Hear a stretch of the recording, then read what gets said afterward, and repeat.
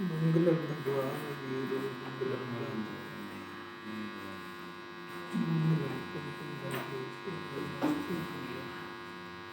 सर्वमंगलम मांगल्ये सर्वकल्याणकाय प्रधानं सर्वभूतानां जय शास्त्रम्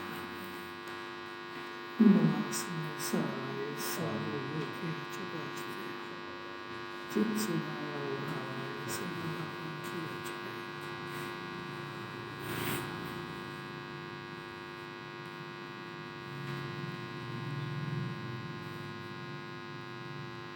मुनिराज एवं सम्यक दृष्टि जीव का यह स्वसंवेदन कोई और ही है, वचनातीत है।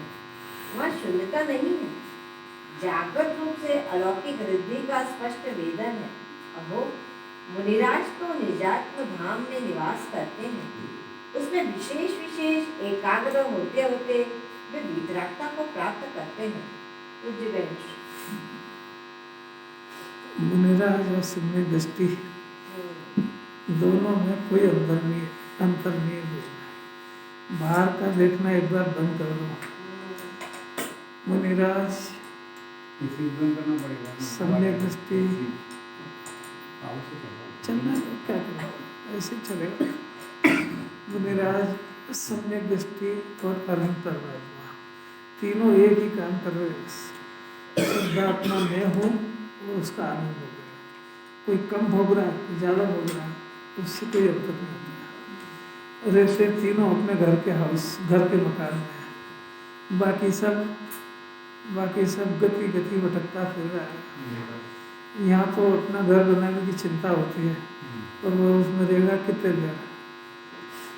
एक बार परमानेंट एड्रेस मिले इसको, मैं शुद्धात्मा हूँ, बस अनंत काल अब इसमें विश्राम करेगा। और जितना विश्राम करेगा उतना आनंद बढ़ेगा। किसी को ऐसा लगता है कि भाई ये विकल्प बंद करके और अंदर जाए तो शून्य हो जाए, शून्य नहीं हो जाए, आनंद हो गया। तो कैसा लिखा है? मुनिराज और सम्यक दृष्टि जीव वो स्व संवेदन कोई वचनातीत बात है। स्व का संवेदन वो आत्मा का आनंद है। संवेदन आनंद है वो, और वो वचनातीत है और जागृत रूप से अलौकिक रिद्धि का स्पष्ट वेदन है। खाली बातें नहीं है। मुनिराज तो निजात्मा के धाम में निवास करते हैं, वो एकाग्र होते हैं उसमें। वो जैसे जितना एकाग्र होते हैं उतना मोक्ष मार्ग आगे बढ़ता है। कैसे अलौकिक दशा है, खूब सोचना चाहिए। बाहर का तो बहुत सोचा है जीव ने, एक बार मुमुक्षु बनने के बाद इसको अंतर का भी सोचना शुरू करना चाहिए। ओहो, मेरे को वितरागता का आनंद कब आएगा? मैं वितराग स्वरूप ही हूँ और मैं राग में बहरा हूँ। ये अज्ञानता कब दूर हुई? कब एकांत में एकाकी होकर के विचरूंगा? ये भावना है साहब।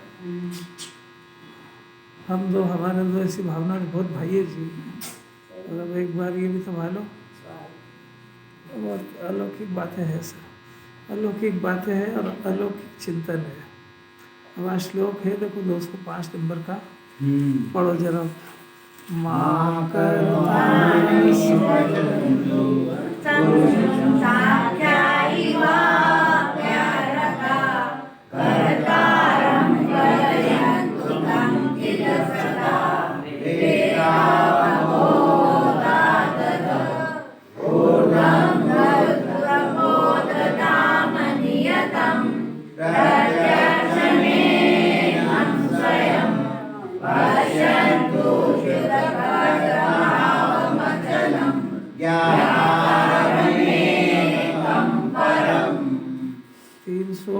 से 344 नंबर तक की जो गाथा हुई, इसके अंदर जो कुंकुंदाचार्य ने कहा है वो कि वो बात अमृत चंद्राचार्य टीका में कह चुके, एक शब्द भी नहीं बदला उन्होंने, वो कि वही बात कही है। और जयचंद जी साहब छाबड़ा ने भी कोई चेंज नहीं करा उसमें, वो कोई बात रखी है। मैंने बात कितनी वजनदार होगी कि तीनों ने कोई शब्द अपनी तरफ से नहीं डाला, दो ने। कुंकुंदाचार्य ने जो लिखा उसमें टीका में भी उन्होंने कोई परिवर्तन नहीं करा, वो की ये बात लिखी। अब अमृत चंद्राचार्य का फिर भी तृप्ति नहीं हुई कि ये जीव नहीं समझ पाएगा, तो उन्होंने फिर से इसी बात को लिखी है श्लोक दिया 14 गाथा के ऊपर एक श्लोक है, उसी बात को फिर से सिद्ध करते हैं। जो ज़्यादा ही अजीर्ण हो जाए ना, उसको क्या रहे एक ही बात तो है, काय को कहते हैं बार बार। तो हम चंद्राचार्य से मिल लेते, उनसे कहते हैं भाई ये तो कुलकुलाचार्य कह ही चुके हैं, आप काय को टाइम खराब करते हो, कह देते कि नहीं कहते। टीका करने के बाद भी फिर श्लोक लिखा, हाँ, टीका भी करी और फिर श्लोक में भी वही कह रहे हैं, श्लोक में भी वही कह रहे हैं। तो कितना रहस्य होगा। अगर कोई बात बार बार कही जाए, इसका मतलब है कि बहुत गंभीर है और वो अपने पकड़ में नहीं आ रही है। और ये बात डॉक्टर जानते हैं, डॉक्टर मैंने अपने डॉक्टर कुलकुलाचार्य हैं, तो उस बात को कह रहे हैं, इसका मतलब बात बहुत गंभीर है। इसकी गंभीरता समझेगा तो थोड़ी विनम्रता बढ़ेगी, नहीं तो उद्दंडता आएगी अंदर। कुछ बात समझ में आ रही है। इस श्लोक के अंदर ऐसा कहना चाहते हैं कि 3 स्वरूप है, ज्ञान दशा, अज्ञान दशा और सामान्य दशा। सामान्य दशा मैंने जीव के स्वभाव की तरफ से देखो तो हर जीव अकर्ता और ज्ञाता है। उद्गल का भी, राग आदि परिणाम का भी, जगत का भी, क्योंकि स्वभाव ही है। एक द्रव्य दूसरे द्रव्य का कर्ता नहीं है। मैंने जीव का सामान्य स्वभाव देखो तो अकर्ता ही है। किसका? ज्ञानी का क्या ज्ञानी का? दोनों का। मतलब अपन रोटी बनाने के कर्ता, घर के व्यवस्था के कर्ता, बच्चों के कर्ता, समाज के, परिवार के, शरीर के कर्ता है कि नहीं? और क्या बात कर रहे हो आप? निश्चय से कि व्यवहार से? गजब हो गया। ये ज़्यादा अजीर्ण हो जाए तो ऐसा समझेगा कि मैं निश्चय से तो करता हूँ और व्यवहार से शरीर का करता हूँ।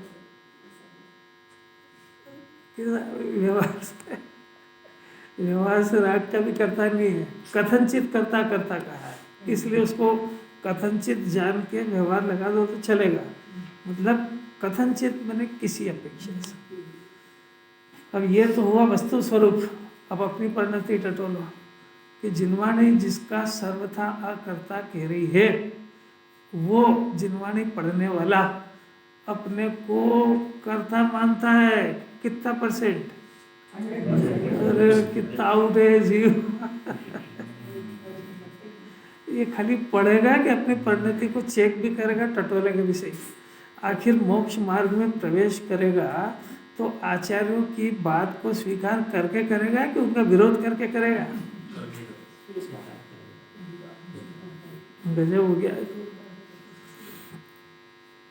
इसको पता लग जाएगा कि मेरा अभी तक जितना पढ़ा और जितनी मैंने क्लासें अटेंड करी सब 0 है, क्योंकि नंबर तो वो देंगे। अपना हाथ से नंबर ले लेगा क्या? अपने हाथ से कि मैं तो बहुत सुपर हूँ, काय से? जैन दर्शन के जो थर्मामीटर चलते हैं कर्ता और अकर्ता से चलते हैं। कर्ता बुद्धि मैंने पहला गुणस्थान मिथ्या दर्शन। कितनी गजब। अभी ये बात इस जन्म में श्रद्धा में स्वीकार हो जाए कि परद्रव्य का करना मेरा स्वभाव नहीं है। इसमें सारे अनंतों अनंतों सिद्ध की विराधना होती है। क्या अनंतों सिद्ध भगवान है? कितने? 1 2 10 20 करोड़ 100 करोड़ अनंतों सब सिद्ध भगवान के केवल ज्ञान में एक एक द्रव्य अपनी अपनी पर्याय का कर्ता दिख रहा है। उनको ऐसा नहीं दिख रहा है कि कोई द्रव्य निठल्ला बैठा उसके पर्याय में जाके बदल हूँ। समझ में आ रहा है? तो हम एक सिद्ध की विराधना करने का प्रयत्न कर रहे हैं कि अनंतों का। तो ये जिनवाणी की पढ़ाई का क्या हुआ कि इसको रखो एक तरफ। कैसी अपूर्व बात है। श्रद्धा में, चारित्र में मान जाए तो खुद ही परमात्मा बन जाएगा। अब दूसरी बात, ये तो हुई स्वभाव की बात।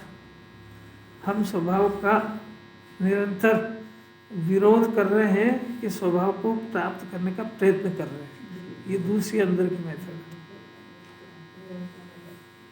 बात समझ में आ रही क्या?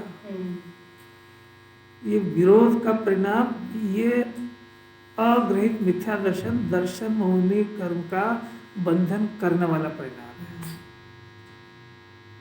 और ऐसा मानना वो दर्शन मोह का तीव्र उदय है। कैसा मानना? मैं परद्रव्य मेरे बगैर चलेगा नहीं, तेरे बगैर ही परद्रव्य चलेगा। ये आर पार की लड़ाई है। दो बात समझ गई। दर्शन मोह का तीव्र उदय के अंदर इसको परद्रव्य का कर्ता बुद्धि खड़ी होगी और उस कर्ता बुद्धि के विकल्प से दर्शन मोहनी कर्म भविष्य के लिए तीव्र बंधेगा। तो सब बंधे तो बंधेगा तो क्या होगा? आत्मा तो अबंध स्वभाव है कि अनंत काल तक आत्मा अकर्ता, ये बात सुनने को भी नहीं मिलेगी। इसका नाम है तीव्र दर्शन मोहनी का उदय। आज दुनिया में कितने लोगों को ये बात सुनने को मिलती है कि मैं परमात्मा हूँ, मैंने अकर्ता हूँ। बात समझ आ रही? दो बातें, हूँ परमात्मा छू, मैंने मैं परमात्मा हूँ, ये हुई स्वभाव की बात। और एम नक्की कर, तो नक्की जब करेगा जो सुनेगा। सुनने को किसको मिलती है? क्यों नहीं मिलती है? तो दर्शन मोहनी का उदय तीव्र है। कुछ करो, सुबह उठते से ही संडे आया तो घूमने जाओ। क्यों? 4 गति घूम के पेट नहीं भरा ना अभी, जाओ भटको 4 गति। और अनंत काल में मनुष्य पर्याय मिली है और अनंत काल में जिन्होंने सुनने को मिली वो याद नहीं आती है। तो 7 दिन में एक बार संडे आता वो याद आता है उसको। होनार कैसी है उसकी? एक बात समझ में आई क्या? स्वभाव के विपरीत पुरुषार्थ चल रहा है, ये दर्शन मोहनी के तीव्र आश्रव का कारण है। वो स्वभाव के विपरीत परद्रव्य का स्वभाव जीव ज्ञाता है और परद्रव्य को करने का जो परिणाम है, इससे तीव्र दर्शन मोह फिर बनता है। ये काम अनादि से ओंधा चल रहा है, क्योंकि हमारे जिनेन्द्र परमात्मा स्वपर दोनों के ज्ञाता है। उनके दर्शन करके यही सीखना चाहिए कि मैं अपना कर्ता ज्ञाता स्वभाव को भूला हूँ और आपको देख करके मेरा ज्ञाता स्वभाव मेरे को याद आ जाए, हमेशा के लिए बस जाए तो ज्ञाता ही हो जाएगा। उस समय तो याद आ जाए। एक बात तो ही हुई। अब दूसरी बात, ऐसे स्वभाव को जो जीव स्वीकार कर लेता है, ध्यान से सुनना जरा, ऐसे स्वभाव को, अकर्ता स्वभाव को, अकर्ता स्वभाव को स्वीकार करना यानी अपनी दृष्टि में अकर्ता स्वभाव बसना। तो जो इसके ज्ञान में कर्तापना बसा हुआ है, वो ज्ञान के अंदर ज्ञातापना बसे, इसका नाम सम्यक दृष्टि है। इन्हें दृष्टि सही हो गई उसकी। समझ में आया? दृष्टि है ना, इसी की दृष्टि। इसकी दृष्टि माने विश्वास, भरोसा, देखना, जानना, सब ले लो इसमें। ये दृष्टि अपने आप के बारे में कैसी है? मैं करता हूँ, हम दो हैं, हमारे दो हैं, 5 इंद्रिय के विषय में सुख है। ये दृष्टि विपरीत हो गई इसकी।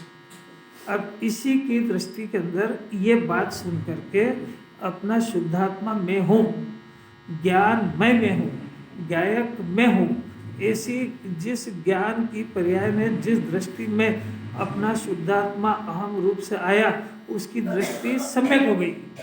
उसकी दृष्टि पहले मिथ्या थी, विपरीत थी, विपरीत मानती थी, जानती थी, सारा काम होने करती थी। अब ये दृष्टि सही हो गई। ये काम जिन्होंने चाहती है, दृष्टि इसकी सम्यक हो, उसमें क्या होगा कि अपने को कर्ता मानता था, ज्ञाता जानेगा। अब दूसरा पोर्शन ये हुआ श्रद्धा का। अब दूसरा पोर्शन राग आदि के परिणाम का। तो 2 पोजीशन फिर बन गई, एक स्वभाव को जानने वाला और एक स्वभाव को नहीं जानने वाला, और एक स्वभाव पड़ा हुआ है। 3 बातें हो गई।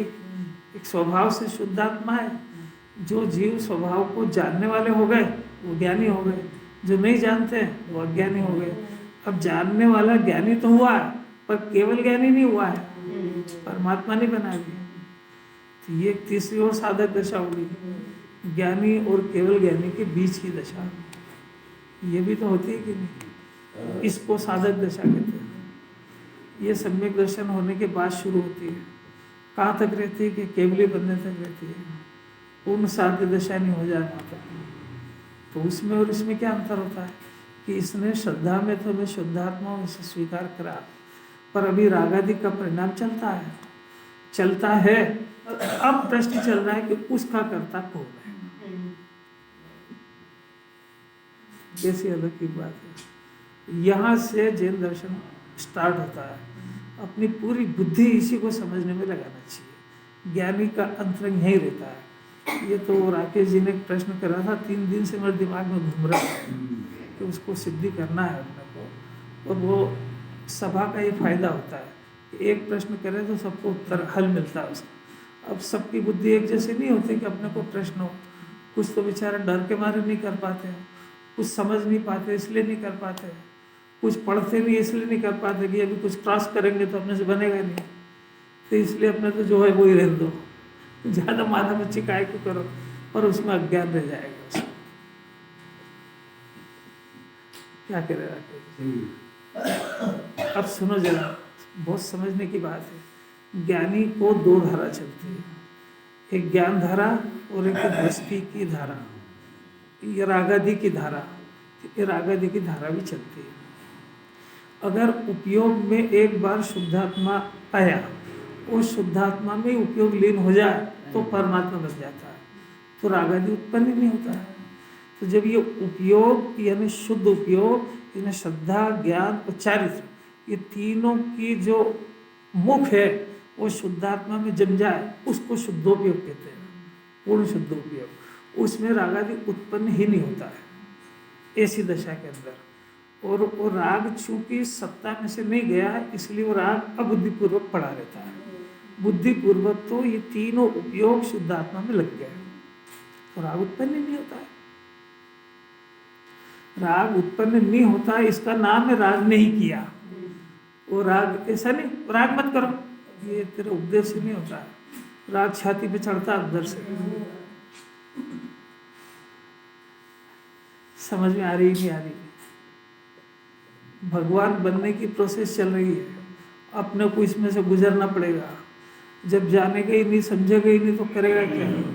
इसको बोल दो अकेले में तुमको कुछ नहीं करना है, तुमको जो जो भी समस्या है सबका हल हम करेंगे, खाना पीना रहना ठहरना सब हम करेंगे, चुपचाप शांति से बैठ जा।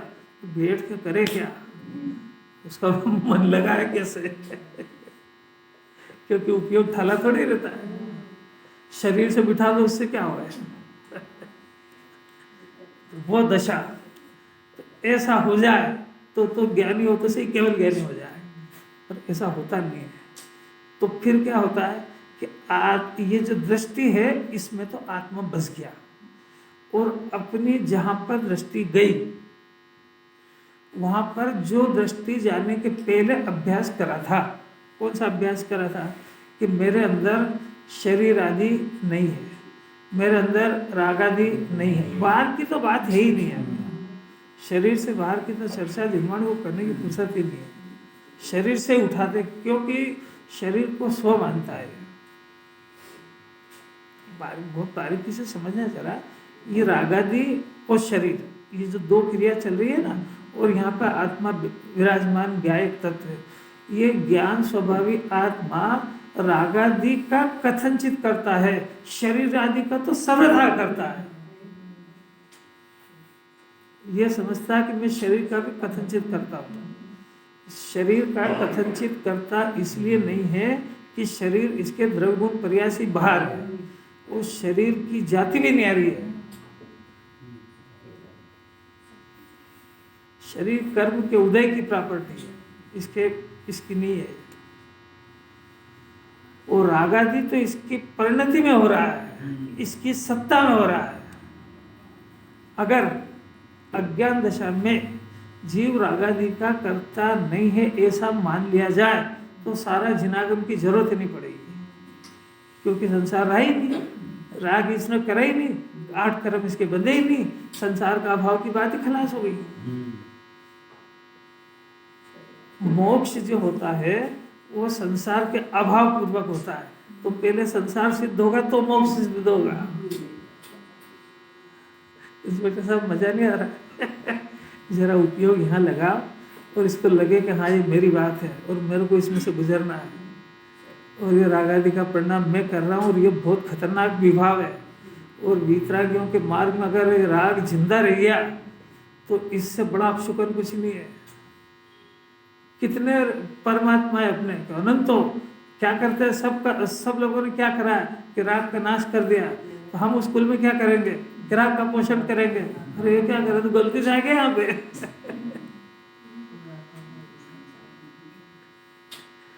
अपनी किसी भी क्रिया से किसी भी राग का पोषण नहीं होना चाहिए, तो उनके मत में आया है। अरे किस जगत से बिल्कुल न्यारी बात हो, बहुत भाग्यशाली को सुनने को मिलती है। अनंतों वीतरागियों ने इस रखे राग को घेरा है। अब ये राग बच नहीं पाएगा कब, कि जब ये जीव खुद राग का पक्ष नहीं ले। अगर ये खुद राग के पक्ष में चला गया तो वो सब अनंत वीतरागी असमर्थ है उसमें, क्योंकि वो ये सिद्ध कर रहे हैं कि मैं सर्वथा करता हूं।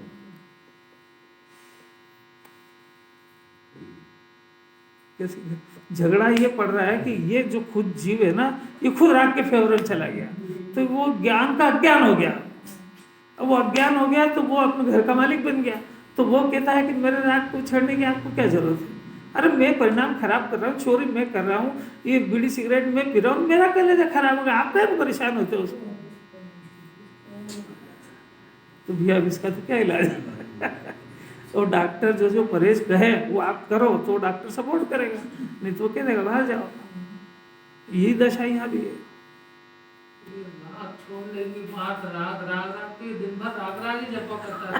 राग कहते किसको ये बताओ। राग किसको कहते हैं। आप राग के संबंध में आप क्या जानते हो, क्या समझते हो। ये ज्यादा बुद्धि लगाने की जरूरत नहीं, जो प्रश्न किया उसका उत्तर चाहिए। राग किसको कहते हैं आप बोलो तो, ये राग तो शब्द बोल रहे हैं आपका राग के शब्द, राग का वो विषय वस्तु का परिचय क्या है आपको नहीं मालूम ना। देखो क्योंकि वो खाली शब्द सुनते राग राग राग राग, अब वो राग से इसका परिचय तो राग नाम लेना पड़ रहा है। राग का वाच्य क्या है? वाच्य क्या है। अरे भाई मिथ्या दर्शन का परिणाम चल रहा है तो अपन जानेंगे ही नहीं, तो उसके बारे में सोचेंगे काहे को। अब राग के बारे में भी नहीं जानेंगे तो उसका अभाव काहे करेंगे। तो इसका परिचय तो हो, तो इसको ज्ञान का भी परिचय नहीं है। अब ज्ञान का परिचय नहीं, पर ज्ञान का काम तो चल रहा है। राग का परिचय नहीं तो भी राग तो चल रहा है, क्योंकि ज्ञान राग को जान रहा है। मैं अपर द्रव्यों को अपना मान रहा हूँ, मेरा मूड ठीक नहीं है, टेंशन हो रहा है, क्लेश हो रहा है, ये घूमने का परिणाम, खाने का परिणाम तो हो रहा है, इसी का नाम तो राग है। अब तुम इसको जाने के मत जाने तो चल तो रही है, और ज्ञान भी जान ही रहा है, ये दो ही चल तो रहे, तो जान के मत जान। तो अब इसको आज तक अपना कलेजा टटोल के देखो कि अपने को ये राग उत्पन्न होता, राग माने इच्छा अपने को उत्पन्न होती है तो अच्छी लगती है कि खराब, और फिर अपना ज्ञान का सारा पुरुषार्थ इसकी पूर्ति में लगता है कि इसके अभाव है। यहाँ से मोक्ष मार्ग की शुरुआत होती है। चाहे आज सुनो चाहे 1000 बरस तक सुनो, जब तक ये ज्ञान इस राग यानी इस इच्छा का नष्ट नहीं करेगा तब तक इसको मोक्ष मार्ग शुरू नहीं होगा। तो नष्ट करने की क्या, वो उसको छोटी पकड़ के मारे, क्या करें कि वो ज्ञान स्वभाव को जानेगा वैसे ही मरती है ये। ज्ञान का समझते, तो समझने का प्रयत्न करने के समय बहस काय को करना, समझने का प्रयत्न करना नहीं होता तो घर पे बैठो आराम से भजी पूरी खाओ। कैसे अद्भुत और अलौकिक बात है, हंसी मजाक की बात नहीं, अनंत काल में नहीं मिली सुनने को, और जगत में तो चर्चा भी नहीं इस बात की। जी बेचारा मोक्ष मार्ग में आए तो कैसे आए। जहाँ राग की पूर्ति की बातें चलती है वहाँ वितरागता का तो नाश ही हो गया। अरे कितना बड़ा कलंक है, जो अनंतों तीर्थंकर राग के नाश का उपदेश दे रहे हैं वहाँ इसको राग की पूर्ति की बातें सिखाई जा रही है। ये कितना भाग्यशाली है, इसको यही नहीं पता है, क्योंकि वो इतने दिख रहे हैं जिन्होंने राग का अभाव कर दिया, और ये जिस सभा में गया वहाँ राग के पोषण की बातें चल रही है, इसके कषायों की पूर्ति की बातें चल रही है। ये इसको पता ही नहीं कि कितना भाग्यशाली है। तो वहां तो राग के अभाव का तो प्रश्न है ही नहीं। वहां तो जाति बदल गई, जैन सब अजैन हो गए। क्या करें, देखो गंभीरता, वो तो प्रकरण बदल जाता है। कहाँ पे छोड़ा था अपन, राग मतलब क्या है? राग मतलब क्या? राग मतलब तो बता दे ना, इच्छा होती है ना, इतने सारी उसके पहले की बात वो रह गई ना। देखो हाँ, देखो वो अपनी बात चल रही थी वस्तु स्वरूप से। एक वस्तु स्वरूप, एक जानने वाले और एक नहीं जानने। जानने वाले ज्ञानी है, नहीं जानने वाले अज्ञानी है। अब जो राग आदि का परिणाम है, इसकी अपन कर्ता का इन्वेस्टिगेशन कर रहे हैं कि आखिर इसको कर्ता कौन है। तो कर्ता अपन ने 4-5 तरह के बताए थे। नंबर 1, फेर फार करे सो कर्ता, अज्ञानी। फेर फार करे मैंने वो संयोग कोई फेर फार करना चाहता है, कर तो सकते ही नहीं हो। अज्ञानी की परिभाषा चल रही है कि वो फेर फार करने की बुद्धि उसको 24 घंटे पाई जाएगी। एक बात तो फेर फार किसका? एक तो परद्रव्य का, और ये परिणाम का भी। ये परिणाम उसको खुद को जब पता लग गए कि ये कुछ परिणाम खराब है, कुछ अच्छा अपने मन से मान लिया, तो वो है तो सभी खराब, पर ये अच्छा नहीं, परिणाम को हटाओ और ये करो, तो इस परिणाम में भी फेरफार करता है। ये अज्ञानी है, कर सकता नहीं है और करने के प्रयत्न करता है, इसलिए अज्ञानी है। एक बात। दूसरा, स्वामित्व अपेक्षा से करता। जो जिसका स्वामी बनता है वो उसका कर्ता होता ही है। कर्ता का अर्थ ये नहीं कि इसको यहां से क्या रखा, इसका नाम कर्ता बुद्धि। जिसका स्वामी बना है उसकी कर्ता बुद्धि उसमें पाई जाती है, परिणाम भले ही नहीं पाया जाए। नहीं आई कोई समझ? गंभीर रोग है। पत्नी और पति, तो पति पत्नी का स्वामी बना ना, तो अब वो विदेश में, तब भी पत्नी का कर्ता बुद्धि पाई जाएगी। कोई यहाँ होना जरूरी थोड़ी उसकी। उदाहरण नहीं समझा रहा हूं मैं। हो ये जीव राग का स्वामी बना, इसलिए राग का कर्ता तो पाया जाएगा उसमें। ये ऐसा समझता है कि मैं ये कुछ हलचल करूंगा उसका नाम करता है। जो जिसका स्वामी बनता है वो उसका कर्ता होता ही है, और वो उसका स्वामी बनते से ही उसका कर्ता तो उसमें पाया जाएगा। ये साधक दशा की बात है। राग का स्वामी बनता है इसलिए राग का करता है, और जो जीव ज्ञान का स्वामी बन जाता है वो राग का ज्ञाता हो जाता है। राग की कर्ता बुद्धि नहीं होती। राग होता है परंतु राग का कर्ता नहीं होता है। अभी उस प्रश्न को बाकी रखना है कि राग को कौन करता है। अभी तो स्वामित्व अपेक्षा से राग उसमें पाया जाता है, इसी के ऊपर पूरा निर्णयाधिकार है। ज्ञानी के राग होता है, उसका स्वामी नहीं है। स्वामी नहीं है तो क्या होता है? स्वामी नहीं होने से ये होता है कि वो आता है निर्जरा होने के लिए चला जाता है, और स्वामी बनते से ही वो घर में घुस जाता है। अरे सरल लग रहा है, कठिन लग रहा है? जीने की कला सीखने को मिल रही है कि मरने की मिल रही है?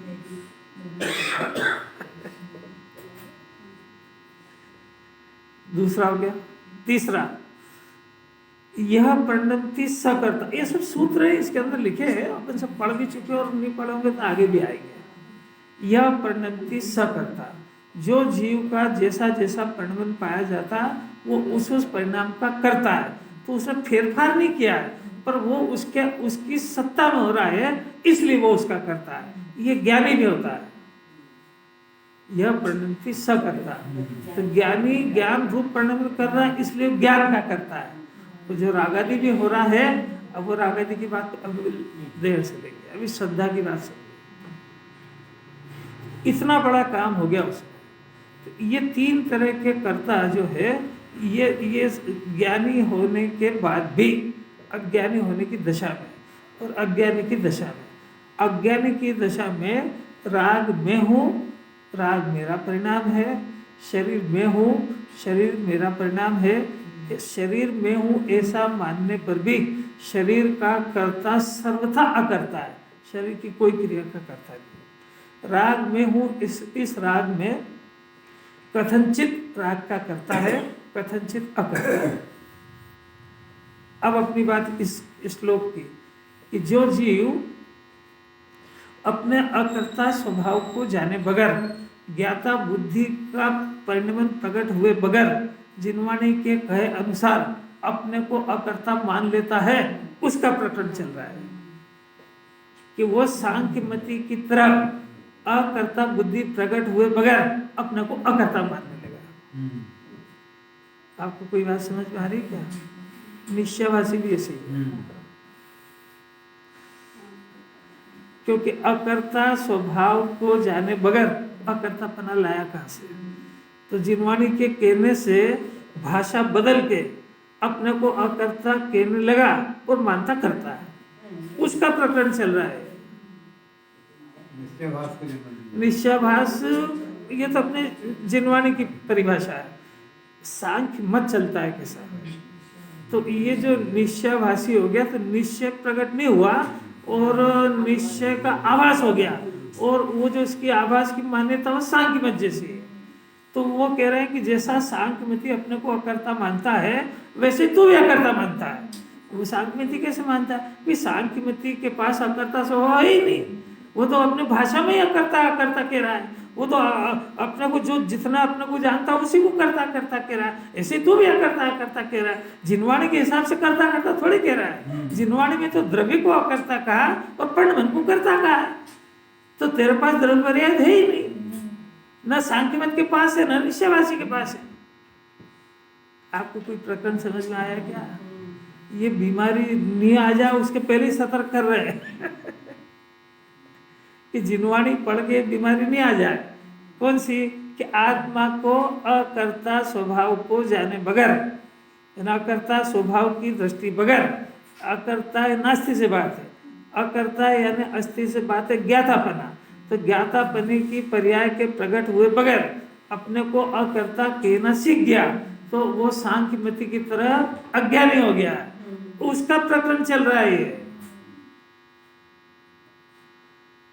कितना कठिन है हाल तो अकर्ता सुनना मुश्किल, और सुन के आभास नहीं हो जाए तो आचार्य पहले से संभाल रहे उसका। जिनवाणी पढ़ के करता हो जिनवाणी पढ़ के बोलना सीख गया।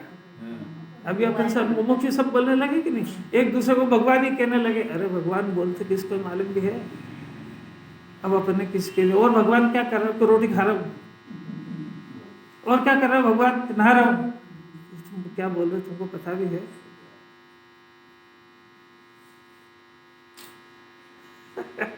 और क्या भगवान इतने दिन से कहाँ गए थे? कि ब्याह में गया था। ये कुछ समझ नहीं आ रही है। क्या बोलता है क्या नहीं बोलता है सब कुछ पता नहीं है। बेभान है ना बेचारे जी।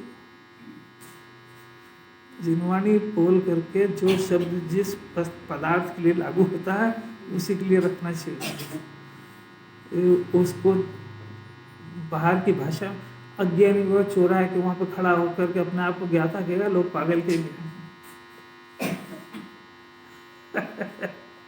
घर में रह करके वहाँ बहु बेटों से कहेगा कि तुम्हारा मेरा कोई वास्ता नहीं, घर तो पुद्गल का है, तो कहेंगे कि इनको सबसे पहले मेंटल हॉस्पिटल ले चलो। क्योंकि जो बात इसको अपने श्रद्धा ज्ञान में विचारने के लिए जिनवाणी ने दी थी उसको ये बाहर कहने लगा है। तो ये दो भूमिका नहीं जानता, राग और ज्ञान। यहाँ अगर ऐसा अभ्यास नहीं करेगा तो जिनवाणी कह दे गेट आउट, तो लायक नहीं समझेगा। और वहाँ कह दिया तो घर वाले कह देंगे गेट आउट, तुम तो जंगल जाओ ना, यहाँ क्या कर रहे हैं? जब घर तुम्हारा नहीं था रहते काहे को जाओ ना जंगल में।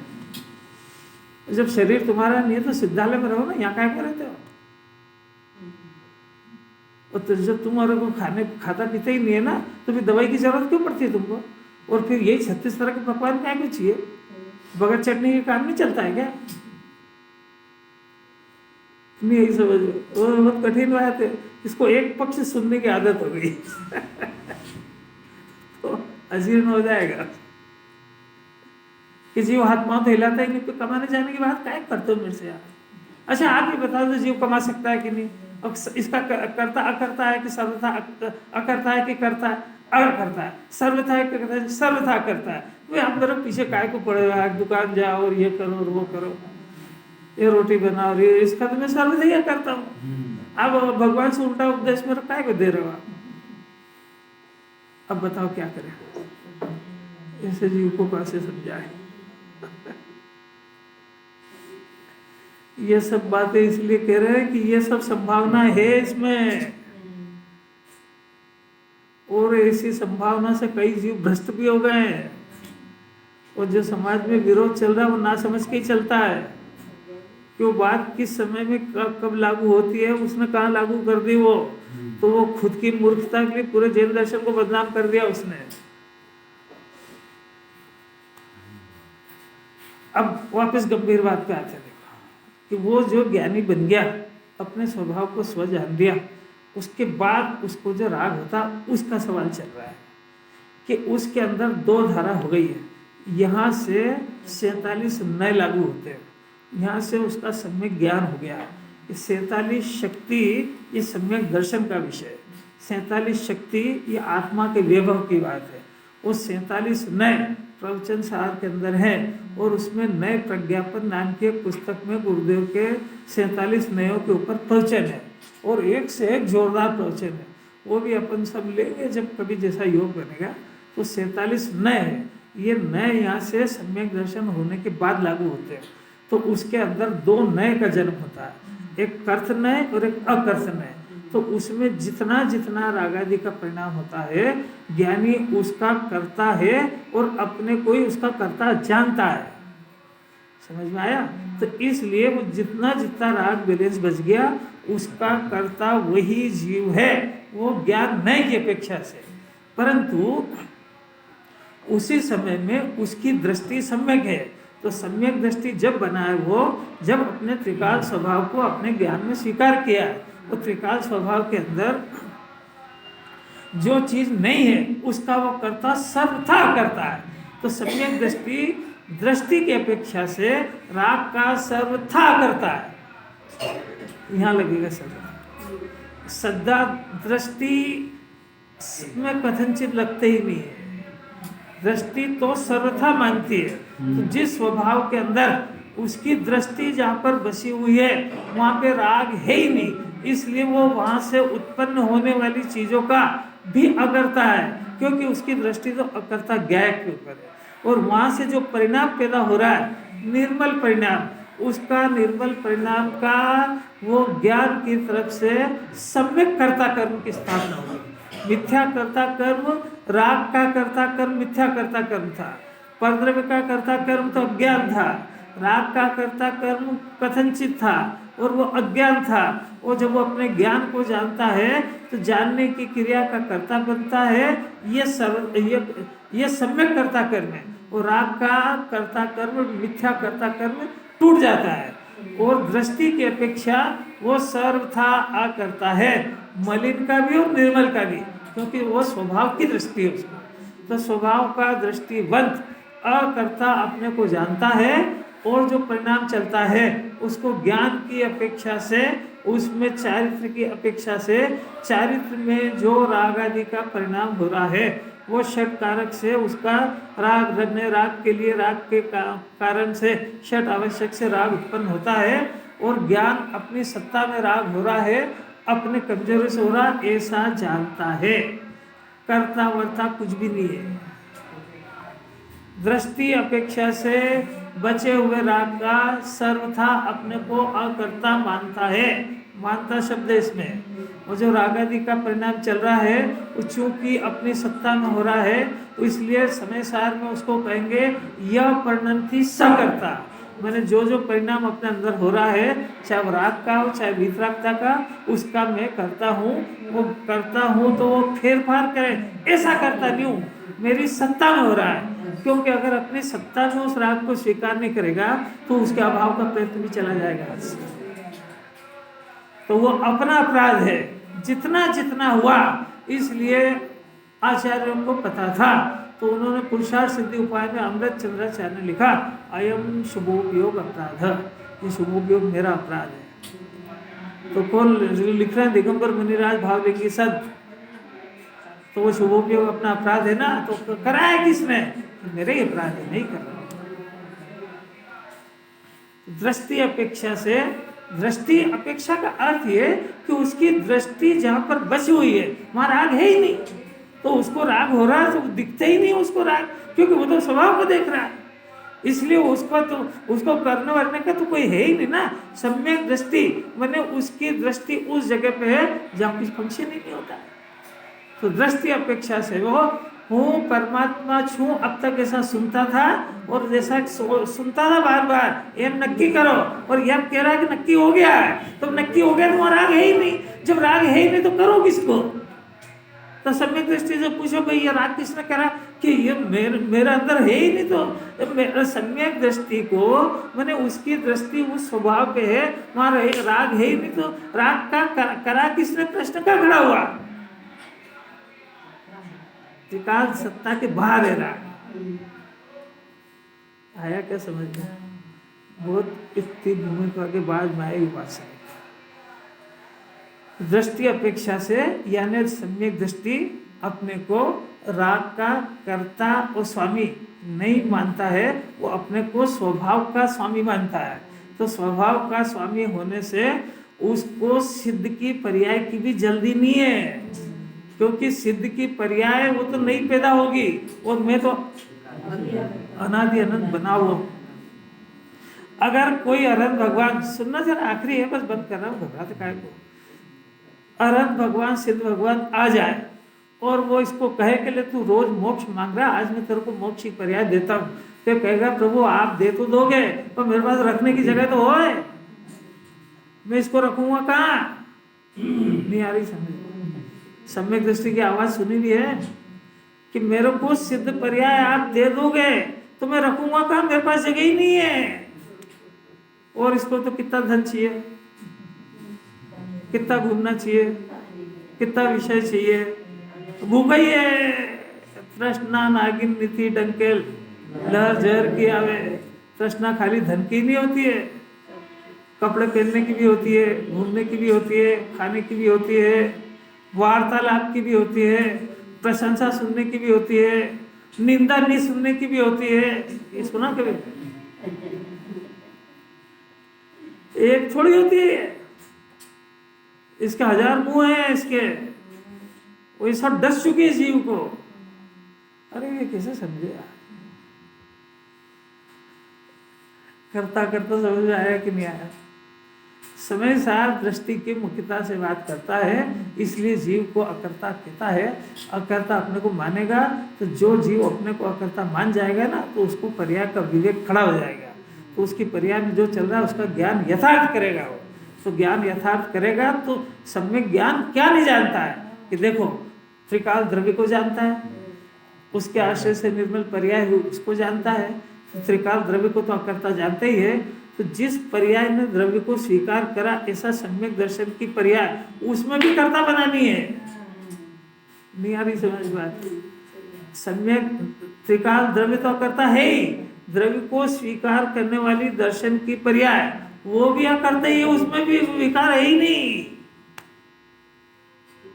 अरे कैसे समझ में आई बात? और ज्ञान की पर्याय द्रव्य को जानेगी, सम्यक दर्शन की पर्याय को जानेगी, ज्ञान की पर्याय स्वयं सम्यक ज्ञान को जानेगी, मलिनता को जानेगी, निर्मल पर्याय उसको जानेगी, निर्मल पर्याय का कारण शुद्धात्मा उसको जानेगी, मलिन पर्याय का कारण परद्रव्य उनको जानेगी। जानेगा, करेगा कुछ नहीं। किसी पर्याय को छेड़ाछाड़ी करे, किसी द्रव्य को छेड़ाछाड़ी करे कि इन परद्रव्य को हटा, इनसे मेरे विकार होता है, ऐसा कोई काम नहीं है उसके पास। सम्यक ज्ञान केवल ज्ञान की तरह काम करता है। अरे कैसी अलौकिक बात! इसको सम्यक दर्शन सम्यक ज्ञान की महिमा आए तो मुनिराज की महिमा और अरहत की महिमा आएगी। और सम्यक ज्ञान और सम्यक दर्शन की महिमा जब आए जब अपने शुद्धात्मा की आए, और शुद्धात्मा को सुनने की फुर्सत नहीं है। ऐसी तो दशा है इसकी। सम्यक दृष्टि तो दोनों धारा चलती है, तो दोनों धारा एक साथ अनुभव में आती है। दोनों एक साथ आती है, पर वो व्यक्त तो एक बार में एक ही कर पाएगा। हाँ, तो दोनों अनुभव में दोनों आएगी। आपसे पूछते हैं, आप अपनी बुद्धि लगा के जवाब देना, जरा क्या पूछते हैं देखो।